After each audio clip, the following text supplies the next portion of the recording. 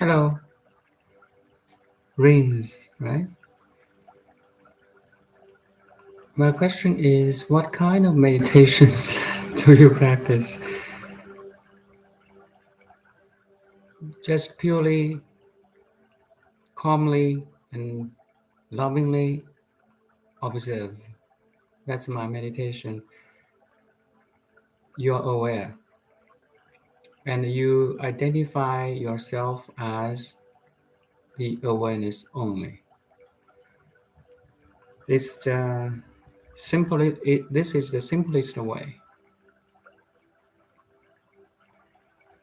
Sometimes, if you find it's too hard, you know,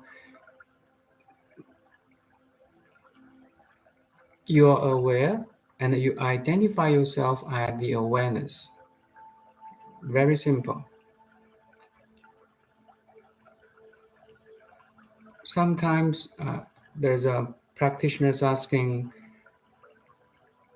my mind is so active. I'm thinking about this and that and those.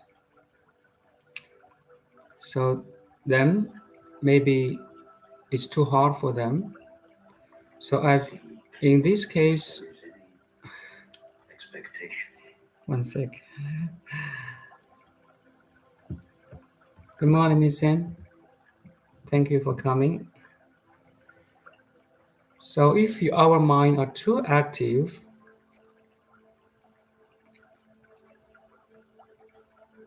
to be calm enough to be aware of the awareness itself, then there's another way. It's called samatha. Traditionally, we call it samatha. Samatha is just to ask your mind to do one thing at one time, to calm the mind, or one point in concentration. Like now, you're listening to me, you're watching me. That's one point in concentration.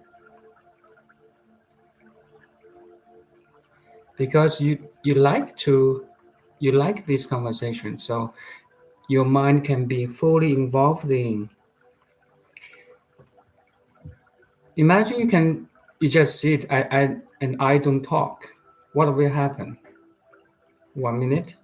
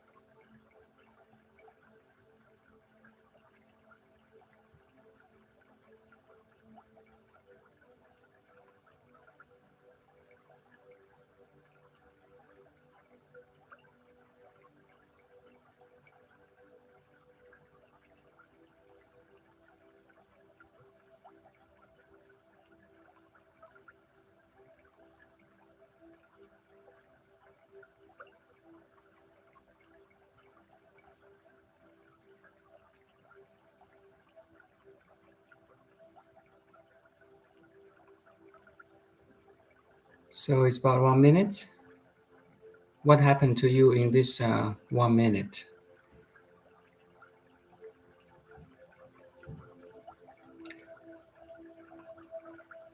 For non-meditator, if they're asked to do nothing, their mind will be scattered.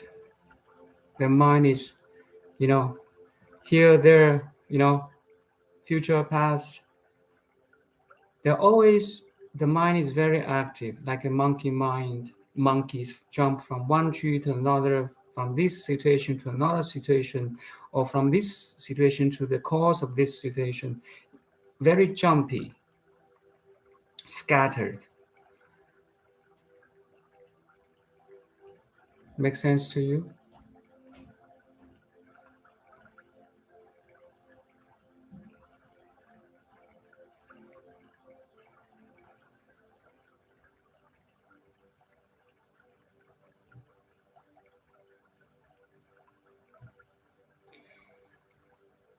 So the key here is to, no matter how scattered your thoughts are,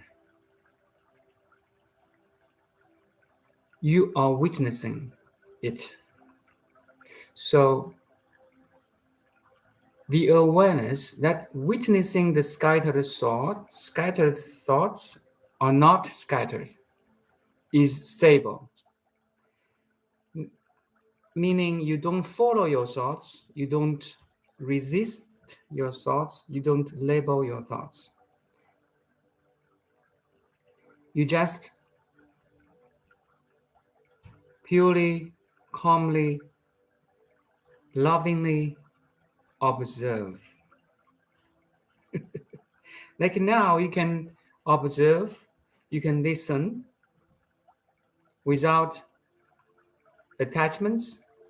I love this so much. I want to hold it tight forever. And the opposite is I hate this so much. I don't like it. Want to get rid of it instantly. I want to leave. Okay. And that's two extremities. And there's someone in between, neutral. No matter it's unpleasant, I want to get rid of this. Very pleasing, I want to hold it as long as I could. Or very neutral, you just purely watching. That's called samatha, actually. It's a higher level of samatha. You're calming down your mind by doing nothing, by resisting nothing, by attaching to nothing, by labeling nothing. You're total okay with nothingness. You're not somebody at all. You're not the body at all. You're not the mind at all. You are the pure witnessing behind all this happening, pleasant or unpleasant, chaos, all the news of the world, killings, bombings, birth and death. You're totally okay.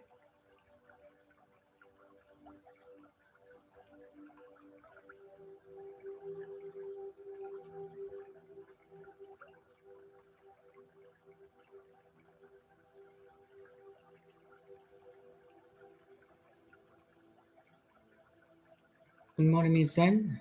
I realized I had suppressed a lot of emotions, some emotions that I never directly felt. Like anger came to quite intensely this year.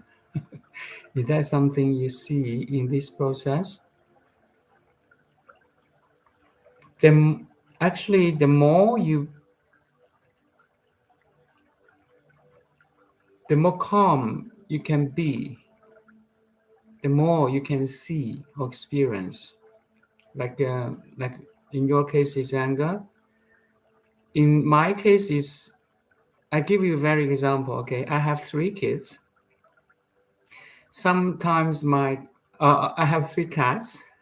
I have 3 kids too. So 3 kids, 3 cats. My cats are so loving that they always follow me or my wife or my kids.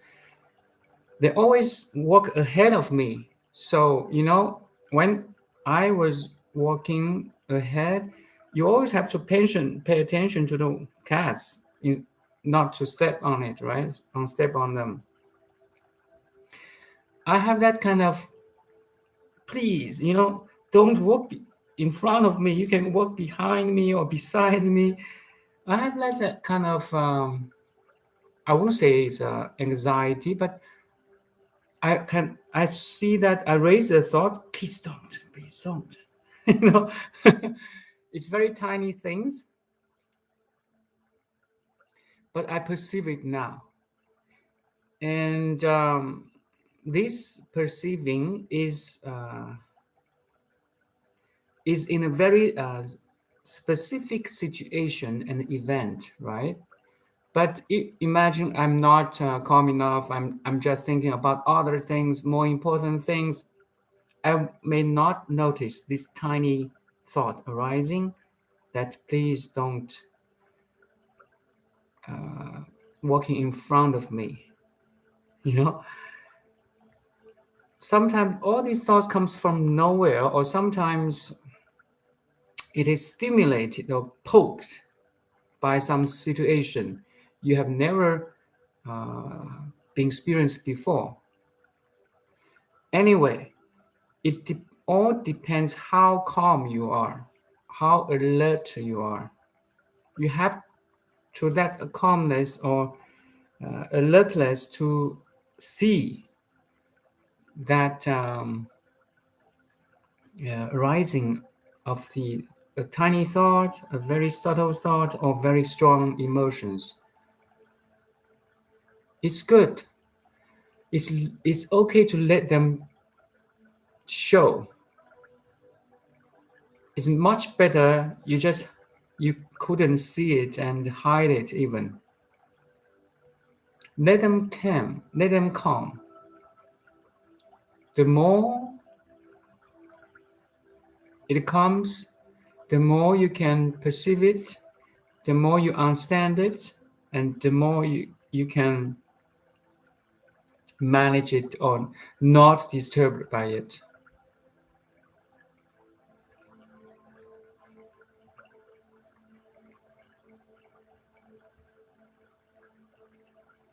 And always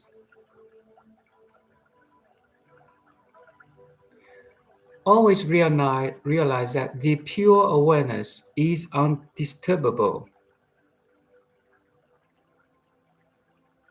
It seems to be disturbed, but actually no, because you feed that attention to that disturbance, then again it disturbed.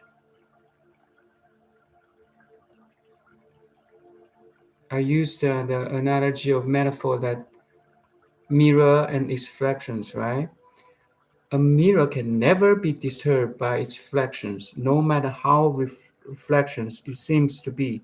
It seems to be very heavy, very light, very beautiful, very ugly. No reflections can really influence the mirror itself. Same thing is now we may the no TV programs, no dramas, sports, news, um, romance or act comedies or tragedies or dramas of any channel of TV channel can really influence the TV. TV is always pure, and we are that smart TV. We are a pure conscious mind, a pure uh, awareness that have so many different channels, memories, emotions. Let it play. Let it play.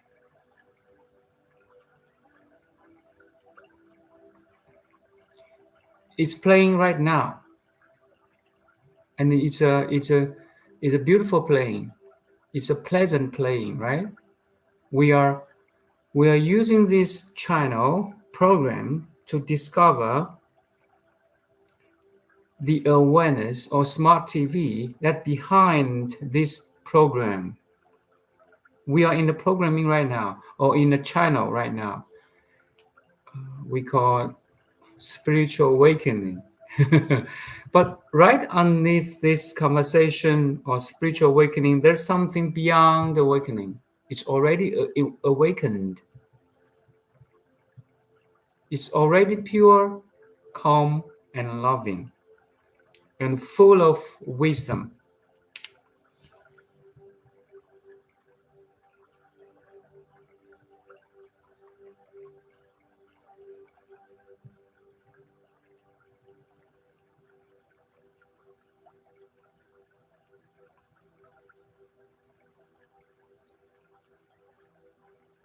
Once we can purely observe, then we don't um, be fooled by the karma anymore. Everything we experience now, right at this moment, including our memories, including our experiences before and current experience, is relatively in a karmic relation.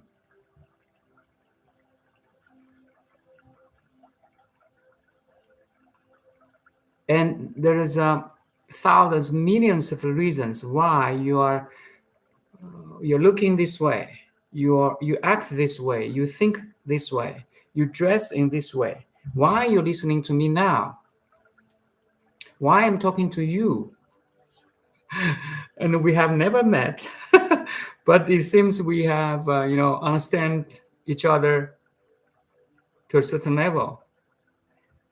You see, if you dig into the karmic relation, the causality, the cause and effect, there's millions, billions of reasons why you act, how you act in this in a certain way, how you think in certain one, why you eat, walk, talk, sport in a certain unique way. The Buddha's teaching is stop there, fully accept the karma. Once you can fully accept what you have experienced and what you're experiencing now, then there's a pause of all this happening in terms of karmic effect. Because now you can be free, no matter what the karma is.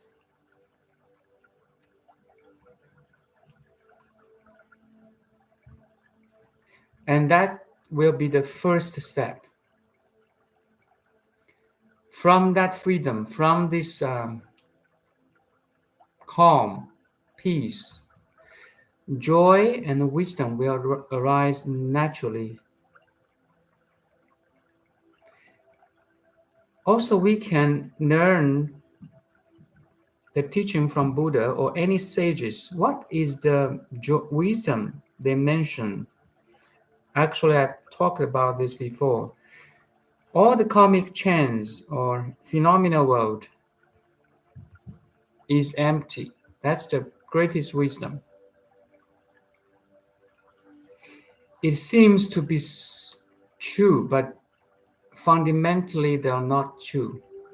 All the reflections in the mirror has no essential existence.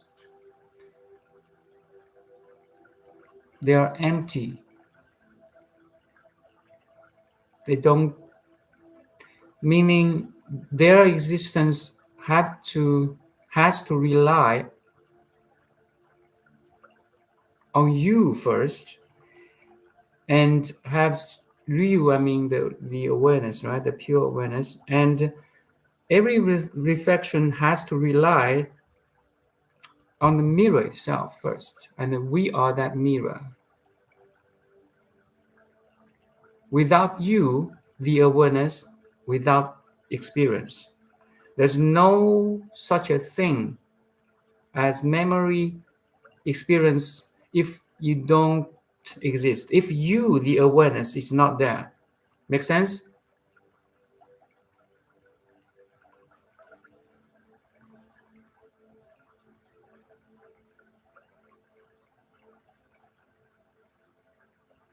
Every experience, underneath every experience, there is awareness there. No awareness, no world, no experience.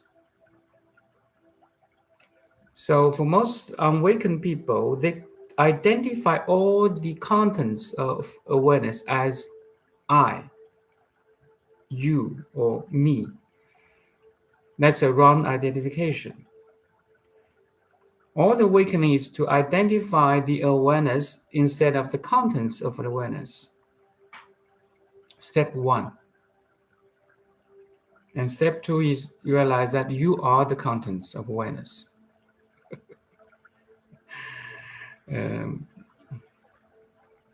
Because every reflection is happening in the mirror. Every experience is happening in the mind.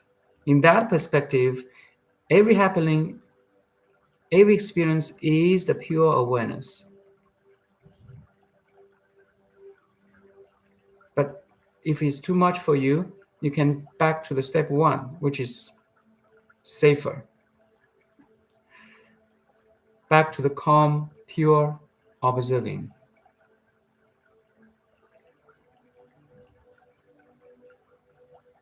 Hello, Jimmy. Nice name.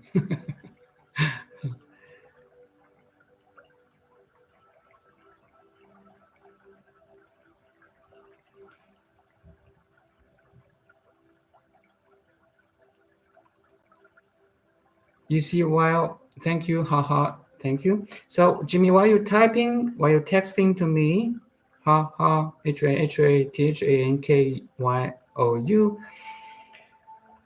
the awareness must be there to type. So actually, the enlightenment or awakening is very, very simple. While you're typing YES, yes, are you aware that you are typing? Are you aware that you're listening? Yes, of course, you are aware. No awareness, no typing, no listening, no talking. So, step 1, back to the source. Who is listening? Who is typing? Who is talking? Who is perceiving? Very simple. You don't need any help, anyone's help. And no one can really help you if you don't. Do you get me? Do you follow? If you, the awareness, do not check back, do not draw the second half inwardly, no one can help you to draw that second half. If you, awareness, don't look back inwardly, can I help you to look back, to look inwardly? No, not your parents, not your best friend, not any master in the history. They can only help you to, hey, awareness, please look back. I'm doing this job right now. If you don't look back, what I can do? If you don't discover the pure, calm, loving awareness itself, no one can help you to discover. I can walk with you. Your parents can walk with you, but no one can walk for you. Follow me? So all my words are pointers to ask you, my dear friend, and underneath this dear friend, underneath your body and mind, there is awareness there. Underneath my body and my mind, there is awareness there. My body mind is the expression of the awareness. And through the body and my mind, I'm asking you to using your body and mind to connect to your pure awareness by looking back, by looking inwardly, and if you really discover your awareness, we are meeting there. We are meeting, we have a rendezvous. You know, we travels, we go to the airports, right? So every airport, especially big one, they have a rendezvous point. So if you travel with a group of people, that rendezvous point is very important because you can gather there, right? And meet there. So what's the rendezvous point of this moment? Actually, any moment is your pure awareness. We are rendezvous there. We are not only rendezvous, you're not rendezvous with me. You're not only meeting with me, you're meeting with every sages, okay? You're meeting the Jesus Christ. If you're Christianity, you're meeting God. You, as a Buddhist, I'm meeting the Buddha. I'm meeting Bodhisattvas, okay? And that place, the inner peace, calm, and awareness, is formless, is infinite, is has no color or shape or form. It's a field. It's a universal, unified field. It's a total ocean, while every current drops, ripples are included. All your memory, relationship, knowledge, background, belief, education, you name it, are all in this universal, unified, open, infinite, transparent field. Who is that field? You. You are that infinite field where sometimes fields collapse into matter, energy, information.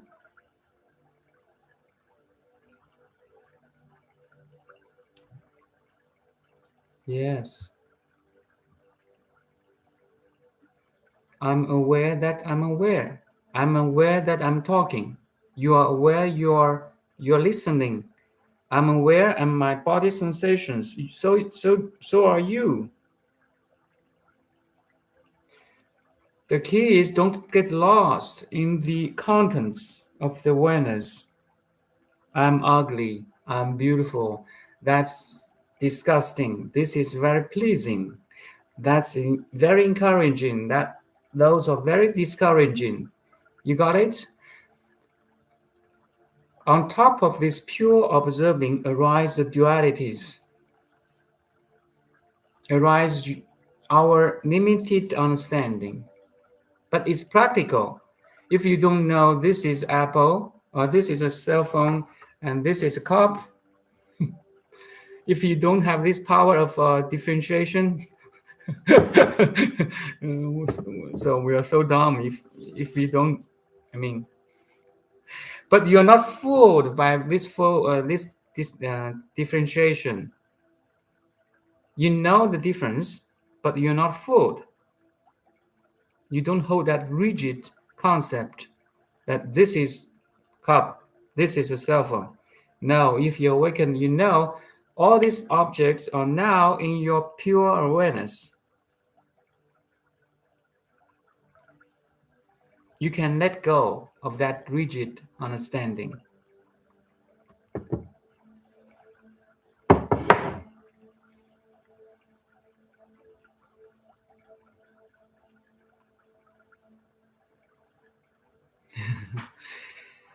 Wonderful itching, ticking joy in my belly, heart, and throat at a moment.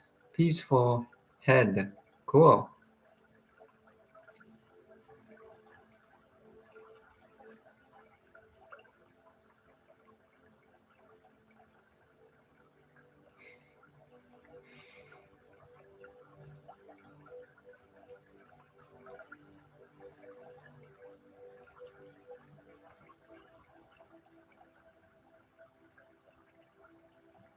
We are so blessed to have the power experience. We are not a rock. You know, we're not dead. We are so alive.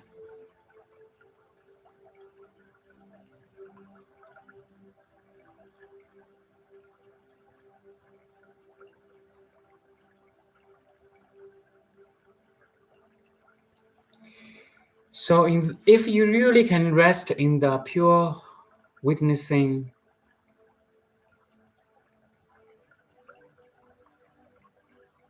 do you try? Let me rephrase my sentence. Why we are aware? Have you ever thought about it? Why?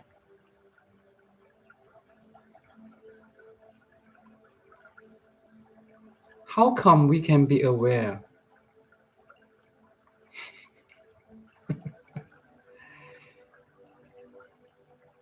So we come to we ponder a question, the fundamental question, because on top of this awareness, there's an infinite modifications. There's infinite experiences.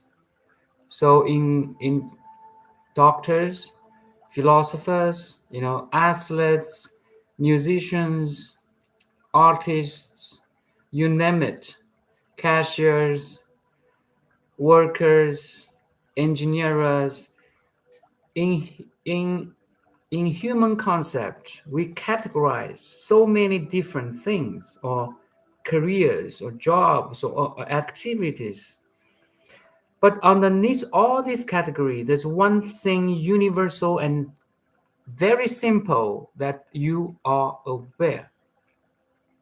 If you study the very simple thing, actually is the source or origin of everything else. If you really study the why I'm aware, you're studying the God, the heaven of the God. You're studying the heart of God.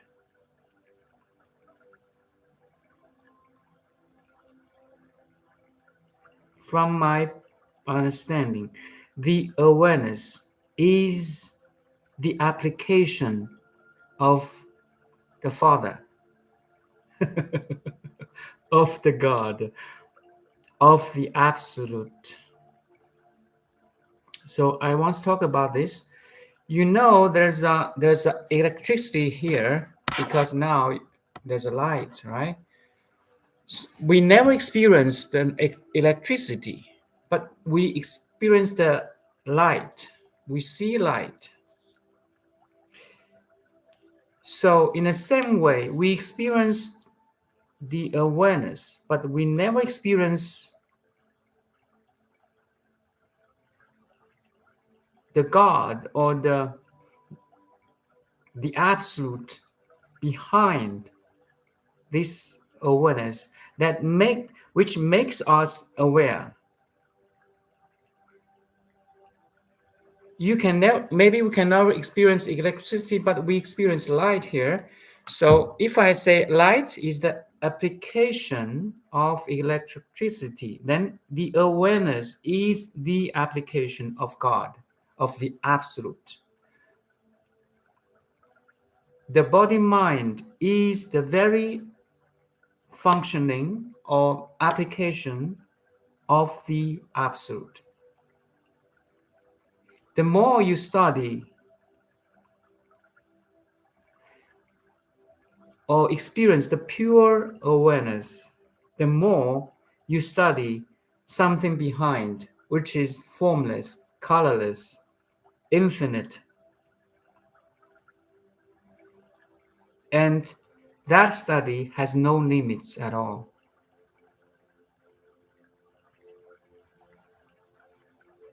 There's no top line at all. But the bottom line is that you are aware, the awareness itself. That's the bottom line.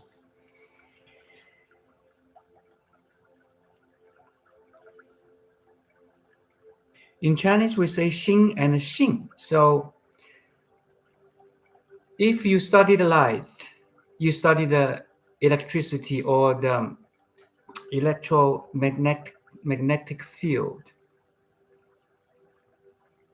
If we study the awareness, we are studying the God.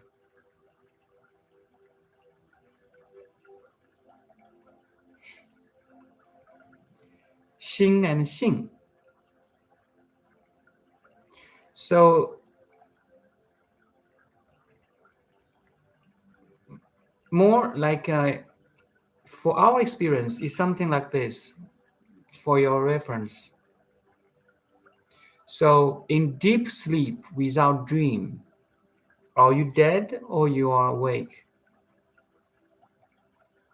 Are you unaware or aware?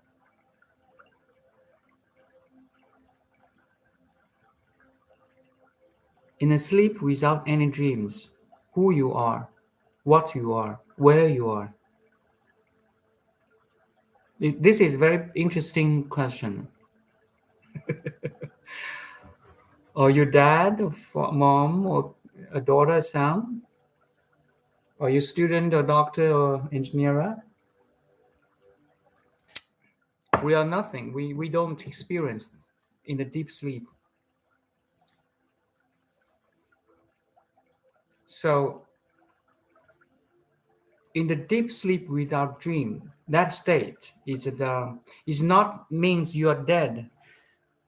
It's not aware or unaware. It's, the beautiful explanation is that in the deep sleep without dream, who you are, what you are, cannot be defined because it's the absence of experience. Make sense to you? It's like a mirror without reflection. There's no reflections in the mirror. So that mirror does not exist either. I want to really ponder what I'm talking about here now. Mirror and reflection coexist. In the same way, pure awareness and contents of the awareness coexists. In a deep sleep without dream, because there's no contents of the awareness, so there's no awareness. So you are in the absolute state. You haven't become anything yet. You have that total openness. You have infinite potentials, yet unmanifested. Do you follow?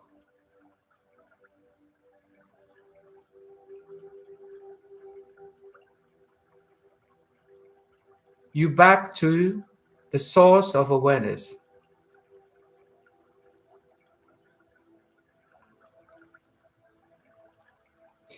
But once someone call your name or you wake up in morning, your world, your name, your body, your mind, your relation, your work, your career, all your stuff jumps into your awareness and becomes you. Boom, instantly. And it happens in second, if even faster than that. Everyone likes to go to sleep, a dreamless sleep. So relaxing. Why? Because you're back to the source. It's a recharging state. Do you drive electric cars? Do you like to be recharged? Everyone like to recharged. Everyone like to fully charged. So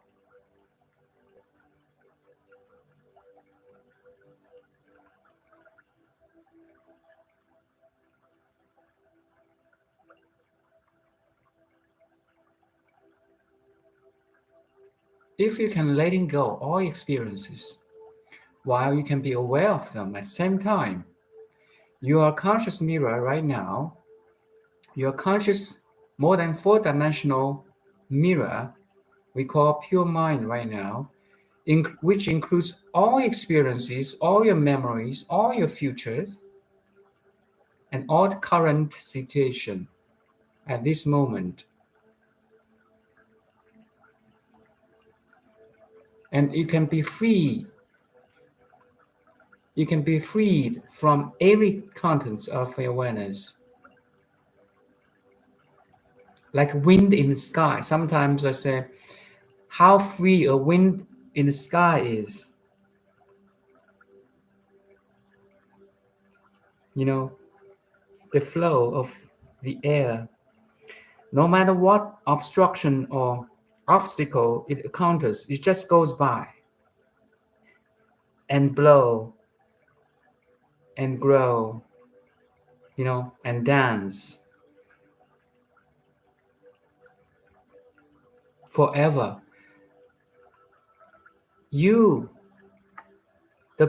Our body mind should be acting that way. No matter what experience we are experiencing right now or we are having now, you can be free from that. It does not mean that you don't involve. No.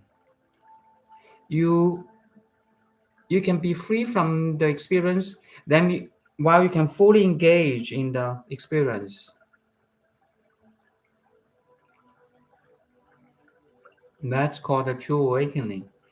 You're in the world, but you're not of this world. So if I put it into this context today, you know the contents of the awareness, but you're not the contents of the awareness. You are the awareness itself. Actually, that's my translation of the Jesus quote. You are in the world, but you're not of this world. You're experiencing the contents of the awareness, but you're not the contents of awareness. You are the awareness itself. Make sense to you now? If you really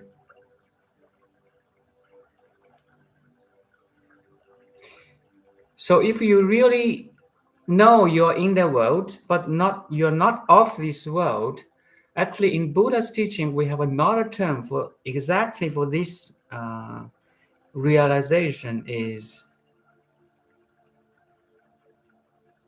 you're in the Dharma realm. Buddha liked to use Dharma's teaching, Dharmas, to explain all the phenomena world, to simplify body and mind, and all the phenomena rising due to the body mind. We put in a very simple way, Dharmas. Dharmas including everything you can see, hear, smell, taste, touch, and think. Okay, all the information connected and outputs by the six senses, especially the more important is the mind or the dharmas. So if you realize you are in the world, you're experiencing right now, but you're not of this world, you're the pure awareness that is experiencing. So you are in the Dharma realm, or more like a more modern word, you are in the realm of awareness. You're not in the realm of phenomena world, okay? No identity. Yeah, you're just a life. Life is a blend of experiences and awareness. I will say that's life. I mean, in this context.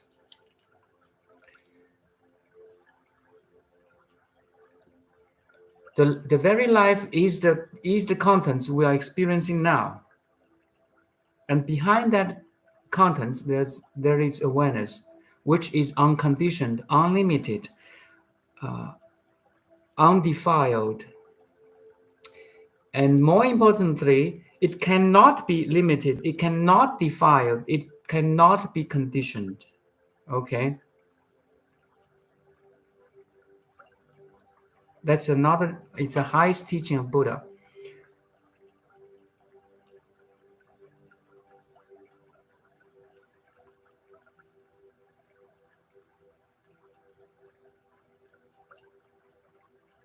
Life goes on.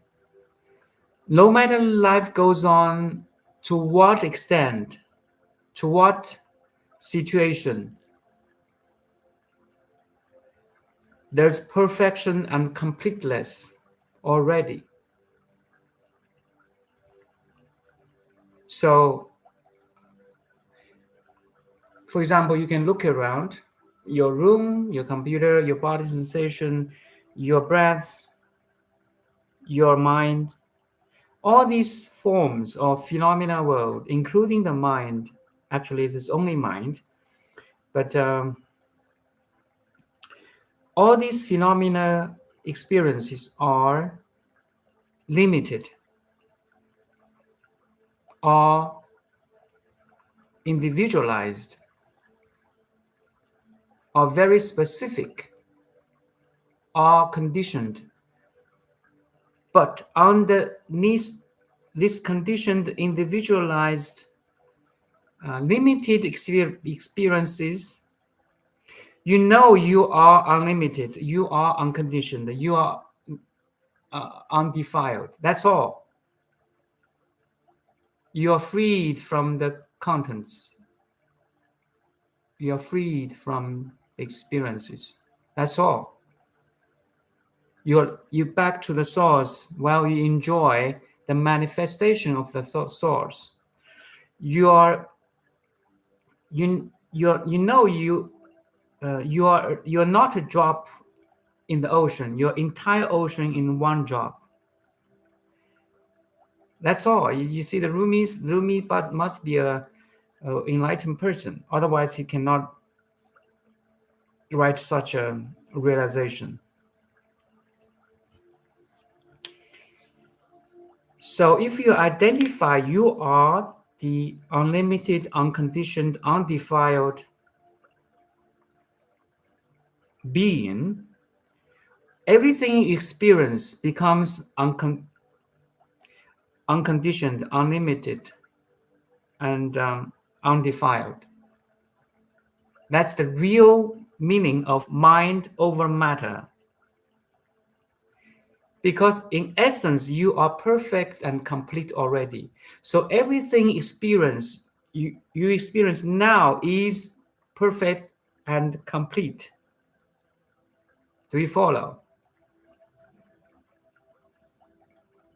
It seems very limited, very individualized, very conditioned, But once you realize the essence of who you are is unlimited, is unconditioned, is perfect and complete already, everything you experience is perfect, complete, unconditioned.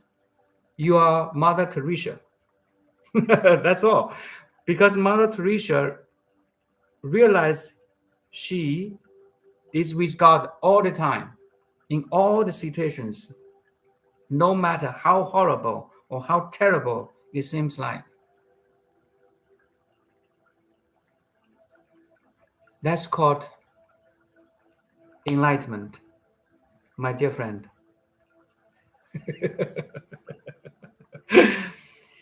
The union between the awareness and the contents of awareness. That's true yoga. Yoga is the union of everything. Of everything, actually, it's of two things. You, the awareness, and the contents of the awareness.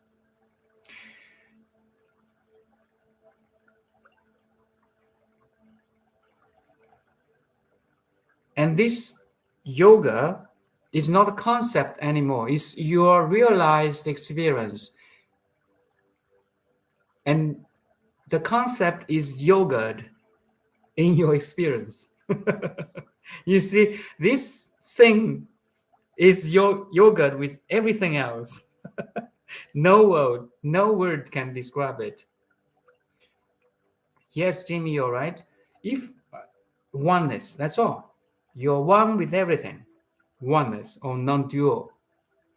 Non-dual is the negation way of express the ultimate reality, while oneness is an affirmation way of expressing the ultimate reality. Two different ways. Choose one, or maybe none of this is important anymore, because you are that ultimate expressed in this body mind. See how beautiful we are, how blessed we are. Epic. I love that word.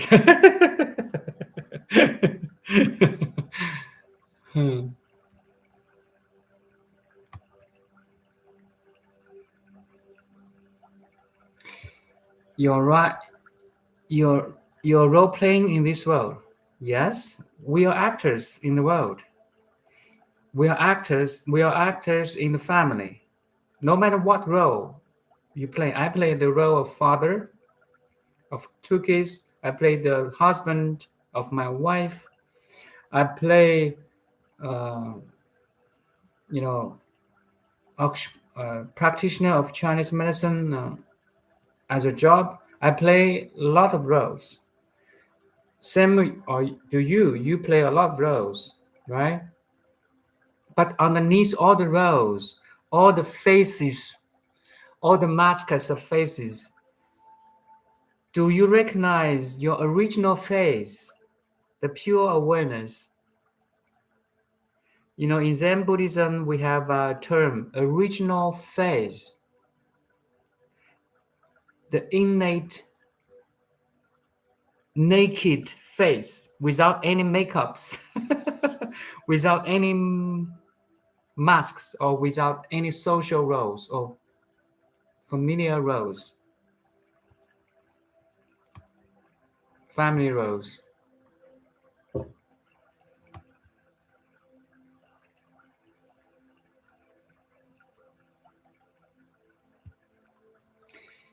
The invisible source that cannot be sensed by our limit. So it's in Buddhist teaching we call it's inconceivable. The ultimate truth is inconceivable. It's beyond thinking. But we can try to understand, right? Why not? All these words like beautiful, blissful, emptiness, karma, are all the words try to describe the truth, the ultimate truth. It's good attempts. Keep doing that, but not attached to that either. The emptiness itself is empty. That's the Buddha's final teaching. Yes, he teaches you the emptiness, but that concept is empty too. It's just overthrown all your mindsets.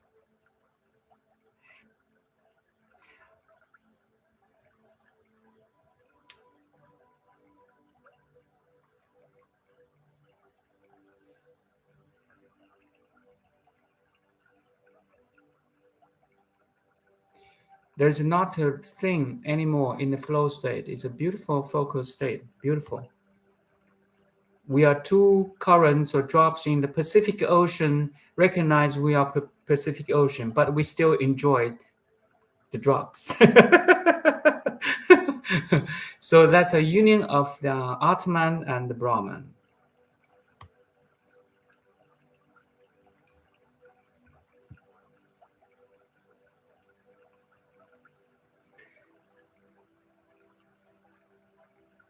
You see, if it becomes your experience, it becomes your realization.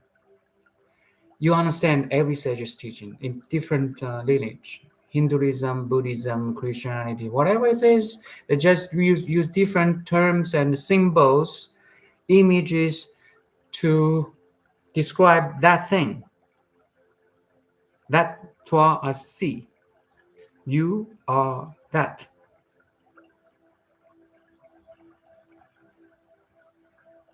Every road, every road leads to Rome. Only once you are in the Rome, you know each road. Christianity, Hinduism, scientists, the doctors, philosophers, counselors, psychologists. I'm more in a healing process. I'm a practitioner of Chinese medicine, so I work with chiropractors, uh, psychologists, the counselors, physios, and so on. We just walking in the different path to the Rome. Welcome, welcome to the. I will say the club of enlightenment. Sounds better. Welcome to the club of enlightenment.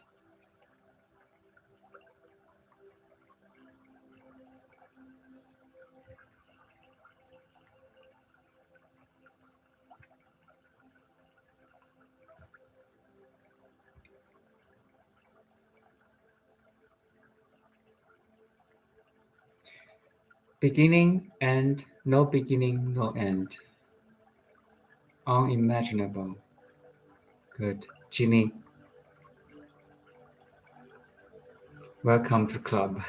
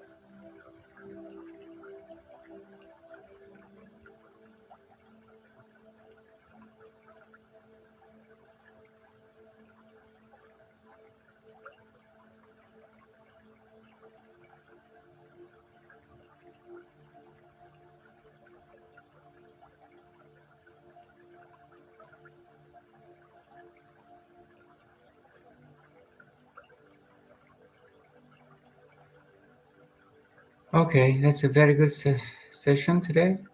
Let's end this session in silence. Back to the source.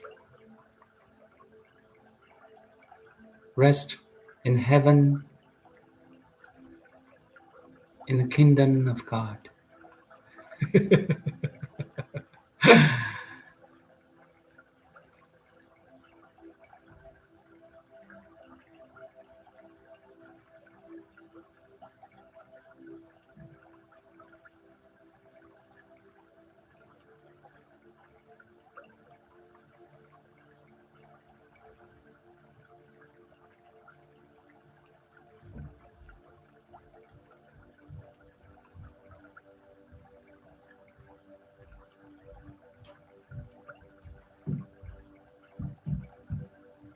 Bye now, Jimmy.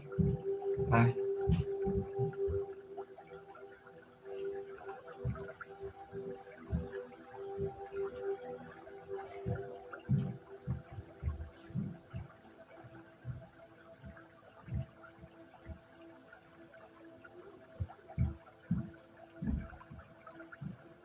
By the way, see you tomorrow. See you tomorrow morning, 8 a.m. Vancouver time. So it's holiday season. I have more time to talk. Bye now. Thank you.